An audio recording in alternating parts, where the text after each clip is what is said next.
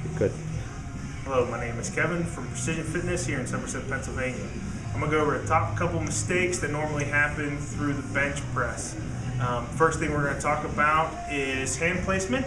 A couple of things to think about while you're picking your hand placement for the bench press.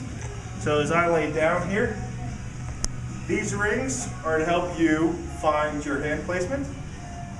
And so as you pick the bar up and come down, touch your chest, you do not want your elbow to be past the bottom of the bench.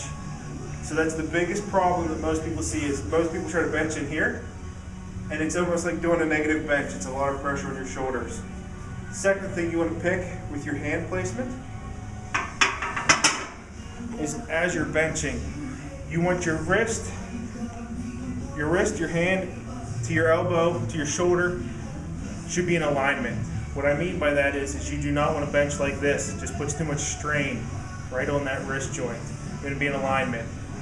You hear things called suicide grip, which would be this kind of grip, which is very dangerous, so-called the suicide grip. A true grip, come right down through the wrist to the elbow. As you lower the bar down, your elbows and hands and everything will be right in alignment to the mid-sternum. And as you press back up, everything is still perfectly in alignment. Second thing I want to talk about is back location. As you pick location, you want to make sure you're far enough down from the bench that all of the racks and everything will not interfere with your lift. If you've watched experienced lifters before, you see them arch their back a lot. Why they are doing that is to try to dig the top of their traps into the bench. So if you see the top of the traps, that you dig into the bench, and that's where you're going to be able to push from. That's why you can use your lats, and you squeeze your shoulder blades together and use all of your upper muscles. So as you dig your traps in, it's going to keep you from sliding. It's going to let you keep your whole core tight and use your feet and everything. Use all of your body. Second thing you want to do is foot placement. Foot placement should be up to you. Some go underneath, as I do.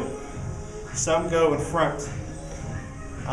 Biggest purpose of the foot placement is one, comfort. Two, you're going to be able to make sure you push through your heels. What I mean by pushing through your heels, even if I'm underneath, I'm not pushing into the ground with my toes. I'm pushing to the ground with my heels, which will activate my quads, my core and everything, which will keep it nice and tight. Basically, you want to keep everything as straight and as hard as you can. That way you have all the effort to push forward. Best thing to do is videotape yourself. If you have nobody else that will know, videotape yourself, kind of go through this, and you'll be able to see your mistakes. Best thing to do is get with an experienced bencher or a personal trainer, and they'll help you out with all of these kind of deals. But go out and try to bench heavy, see what happens.